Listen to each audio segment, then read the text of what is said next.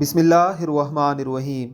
حضرت ابو ہریرہ رضی اللہ تعالی عنہ سے روایت ہے کہ نبی کریم صلی اللہ علیہ وسلم نے فرمایا کہ اللہ تعالیٰ نے فرمایا ہے، تین ایسے شخص ہیں کہ قیامت کے دن میں ان کا مخالف ہوں گا۔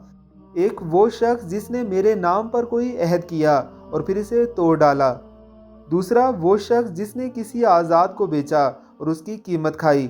اور تیسرا وہ شخص جس نے کسی شخص کو مزدوری پر رکھا اور اس سے پورا کام لیا مگر اس کو اس کی مزدوری نہ دی۔ اگر ہم سب اپنے اپنے گریبانوں میں جھانک کر دیکھیں تو ہم نے کہیں نہ کہیں اس غلطی کا ارتکاب کیا ہے۔ اس جرم میں ہم سب ہی ملوث پائے گئے ہیں۔